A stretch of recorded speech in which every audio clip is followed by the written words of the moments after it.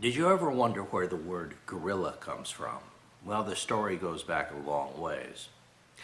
The fact of the matter is that Necho II was pharaoh of Egypt at one time, and he hired the Phoenicians, who were the world's greatest sailors, to go around Africa. They went out through the Red Sea and they came back through the Pillars of Hercules, which we call Gibraltar today. Trip took them a couple of years.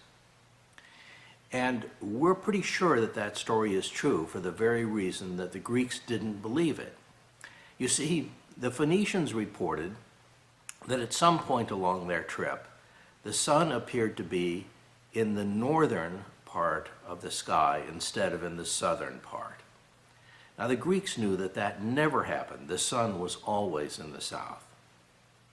But today we know that when you go below the equator, as the Phoenicians apparently did, the sun does appear to be in the north.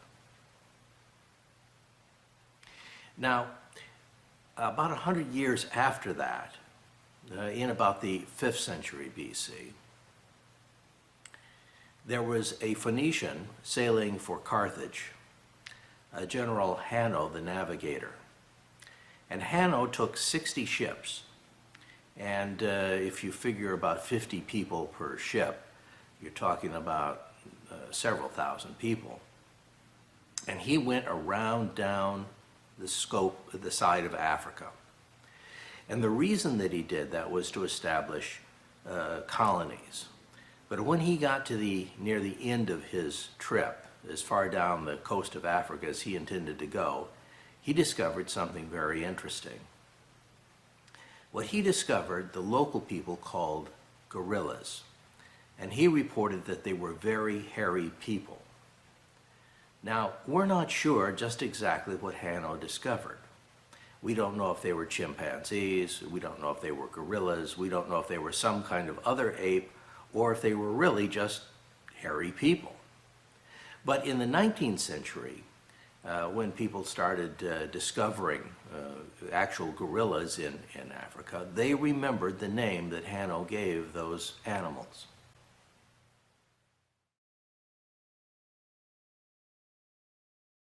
It's a good day for going to sea.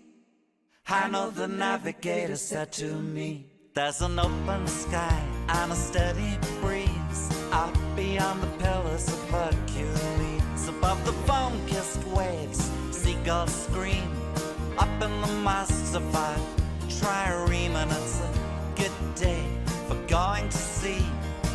Hanno the Navigator said to me, water, water, from horizon to horizon, all I see is water. Steer beyond all maps and charts, down along the coast of Africa. The first Phoenicians on this beach, where the monkeys gibber and the parakeets screech. Strangest women run wild down there, covered head to toe in fur and hair. They fight like demons, better let them be. Hanno the Navigator said to me, water, water, from horizon to horizon, all I see is water. Oarsmen pull and cuss and sweat underneath this creaking deck. At night I hear their stories told, strong through storms and weak for gold. Carthage stands like an azure pearl here in the middle of the known world, and it's a good day for going to sea. Hanno the Navigator said to me, water, water, from horizon to horizon, all I see is water, water, water. When when my sailing days are done, I'll sing Poseidon's daughter.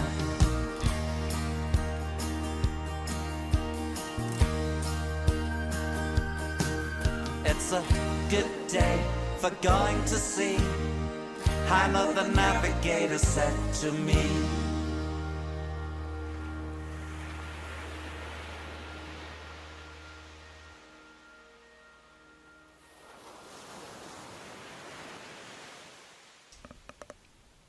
There are two basic types of gorillas, Western and Eastern. It's the Western gorilla that you most often see in zoos. Eastern gorillas are much more rare. And it's the mountain gorilla that is a type of Eastern gorilla. The first mountain gorillas were reported back in 1902 by a German army captain, Captain von Virunga.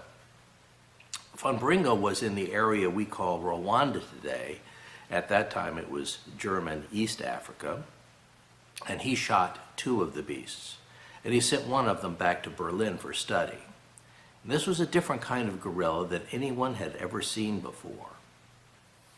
And as a result of that, people started talking about going in and doing research.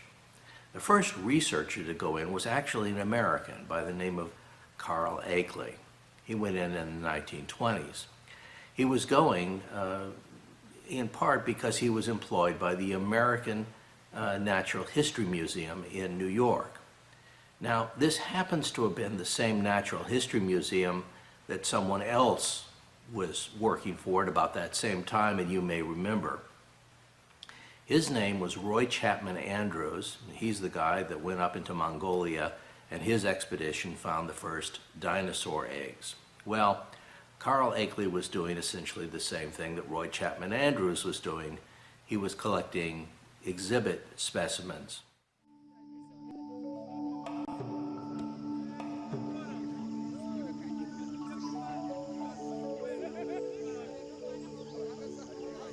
In 1921, American naturalist Carl Akeley made his way to the gorilla's ancestral home,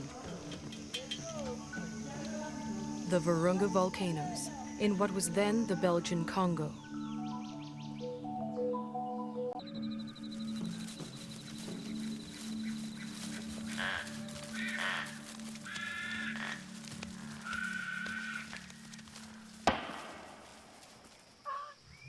Akeley had come to collect mountain gorilla specimens for exhibit in New York.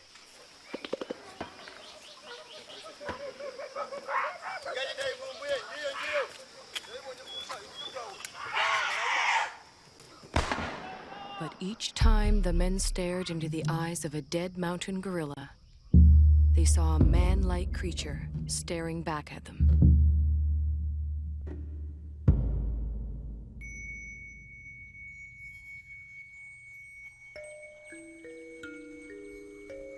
Akeley decided the killing must end. He urged Belgium's King Albert to make a permanent sanctuary of the gorilla's home.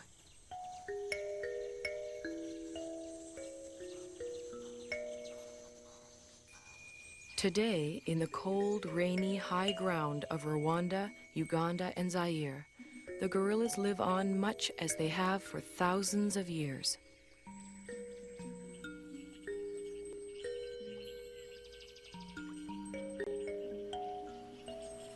After Carl Akeley's time, at about in the late 1950s, 1959 or so, George Schaller, also an American, came up into these mountains to study the mountain gorilla. And then in 1967, he was followed by Dian Fossey, whom you know from the movie Gorillas in the Mist, if for no other reason. Rwanda is about the size of Massachusetts, and the reserve that King Albert set apart for the mountain gorillas is that green area up there on the border of the Congo, Uganda, and Rwanda called Volcanoes National Park. There are, in fact, 7 volcanoes in this area. They are largely fairly dormant, but the park is split by the national boundaries. That dotted line shows where the Congo, Rwanda, and Uganda happen to meet. Dian Fossey set up her research station, Karasoke, right almost on the Rwanda-Congo border. Those round symbols there indicate families of habituated gorillas. The triangles indicate unhabituated gorilla families. On the day that you go gorilla trekking, the first thing that happens is that all the tourists that are going to be going out trekking are taken to the ranger station. At the ranger station, the guides and the rangers get together and they decide which tourists will go to visit which gorillas. Now this can be quite important because some of the gorillas are much more difficult to get up to than others. The folks making those critical decisions are in this little group, and I watched them for a little while, and they reminded me of the Chicago stock market, commodities market. It looks to me like they use the open call system and some hand signals to get their bids in. The tourists are reorganized into groups of 8, and this may not be the same group that you came to the ranger station with. Vehicles then drive you to the location where the trek is going to be starting. It starts usually in an agricultural area. Incidentally, that's one of the volcanoes there in the background. That volcano would have gorillas living on it. This agriculture is actually on park property, or what was originally park property. For all practical purposes, now it's farmland. When you start out, you'll notice that the park ranger is in the lead, and he's got an AK-47. That AK-47 is not for the gorillas primarily, but there are other things in the forest like elephants and buffalo and that sort of thing. Morning, Captain. The stone wall marks the boundary of the park. It wasn't built by the park authority, instead it was built by the local people, and it's primarily there to keep the buffalo and elephants from out of the forest and raiding the crops. It doesn't stop the gorillas, however. As a practical matter, this starts the beginning of the trek through the forest. Now you'll notice that I'm wearing gaiters. That's those strips of cloth protecting the ankles and lower legs. The reason I'm wearing them is because this forest is full of stinging nettles. There are 2 kinds. Some leave only a few minutes worth of stinging, and others leave several hours worth of stinging. But those little hairs that are on the plant are loaded with histamine, and they can really cause you a lot of discomfort. Gorillas eat stinging nettles, and so can you if you boil them first. The family that we're visiting is Quitonda. In fact, that's the name of the silverback that's in charge of the group, and it means the humble one. The Quitonda group actually was habituated in the Democratic Republic of the Congo. However, they crossed the border into Rwanda in 2005, and they seem to be permanently in Rwanda now, where they're being carefully tracked. As a matter of fact, this is one of the groups that's rather difficult to track, along with the Sousa group, which is even worse. Quitonda's next-door neighbor is the Hirwa group. They're particularly interesting because in February they had the set of twins born to the gorillas, and this is only the 5th set of twins ever recorded in history, at least for mountain gorillas. As you get close to the gorillas, the first thing you'll probably notice is a slightly sweet, slightly musty smell. And you have to start paying attention to gorilla etiquette at that point. Otherwise, you might make someone upset that you didn't want to.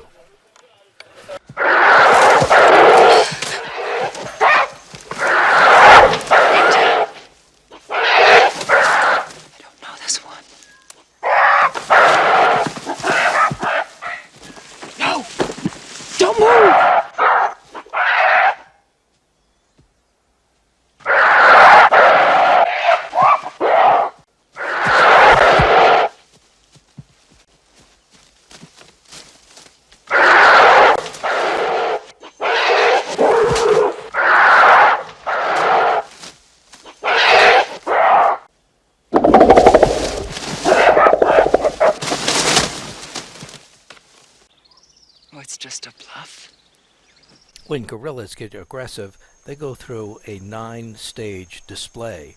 You just saw most of the stages. There's a silverback back in that vegetation there, but this isn't the old man. This particular group happens to have 3 silverbacks. The old man's about 40 years old.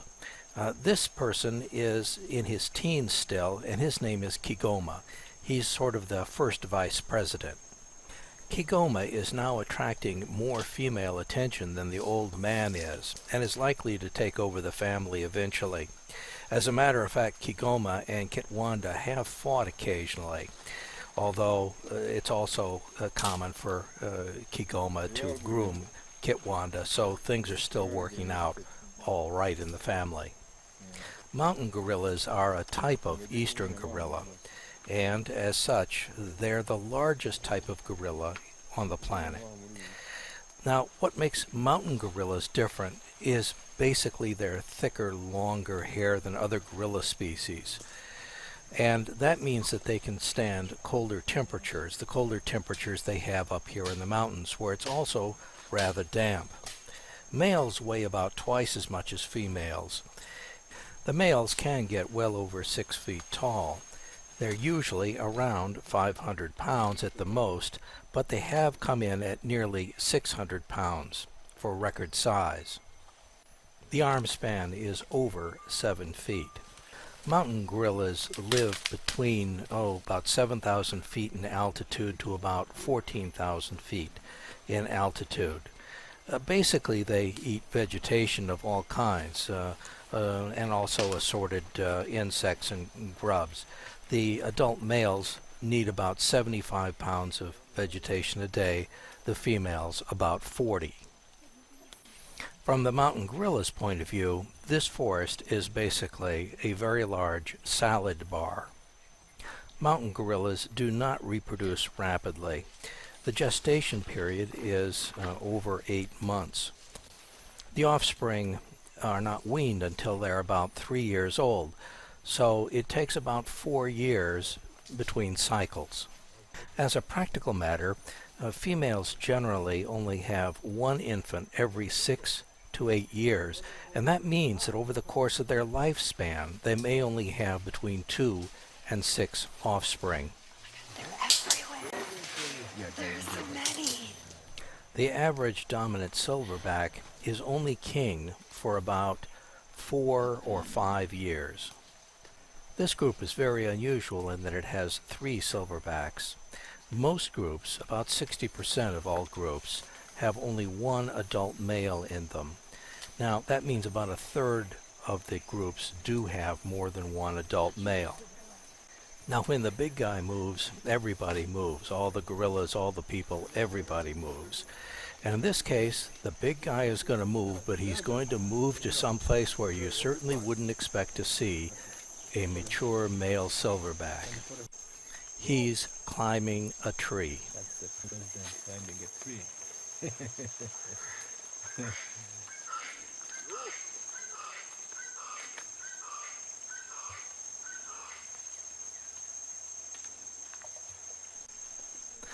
At this stage, one thing seems fairly likely. That is, something is likely to break. So why did he climb this tree to begin with? Well, it's obvious after just watching him a couple of minutes. He's found something up there to eat. He's found mosses and lichens that apparently he's very attracted to, and he's nibbling around on very small plants that are growing up in that tree. It's going to fly to 40 wings.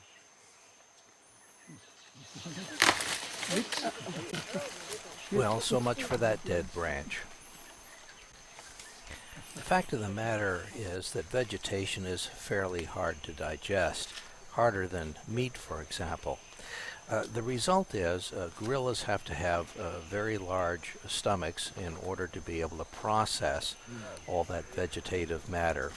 And in addition to that, they have a tendency to have some digestive problems.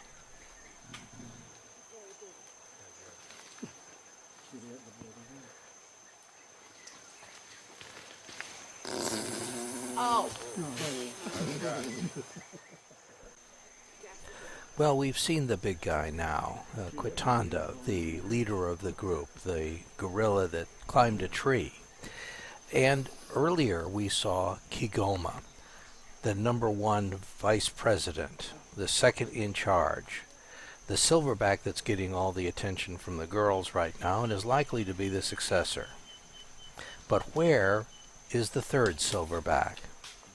Well, it turns out he's really quite close by, and he's about ready to make an appearance. And because he's the third silverback and the smallest one, you'll have some idea how large the other two silverbacks actually are.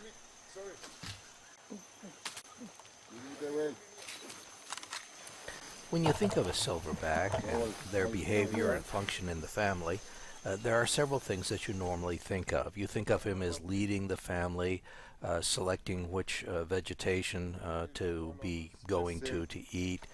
You think of him as fighting with other silverbacks and so forth. But in addition to settling disputes and maintaining order and things like that, silverbacks do some other things that you might not expect.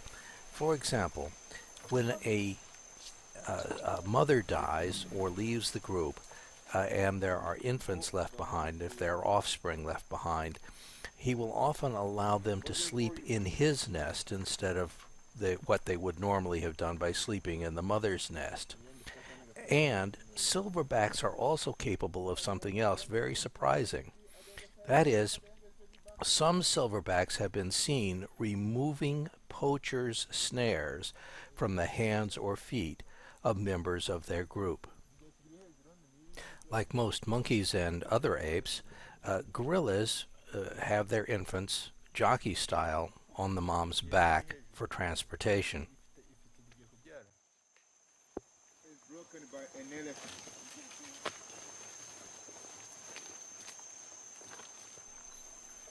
One of the most iconic things a gorilla can do, of course, is to beat his chest in triumph when he achieves some feat. Apparently this gorilla was proud of himself for being able to get up that little tree. The time that you have to spend with the gorillas is limited to 1 hour a day. A group can't stay longer than 1 hour with the gorillas. That's to give the gorillas a certain amount of time away from people. And the groups that go to see the gorillas can't be more than 8. And there are no more than 8 groups that go out. So there are only 64 people that can see these mountain gorillas each day. Not more than 8. I've seen gorillas on TV pretty often. And every time that I see them, there's always a cloud of insects around them, like this particular cloud that you see here. And I've always assumed that those insects were like mosquitoes or something else that was feeding directly off of the gorillas. But my impression now is that that's not true. Instead, these flies are there for something else, and that's the gorilla dung. Our time with this gorilla group is now over.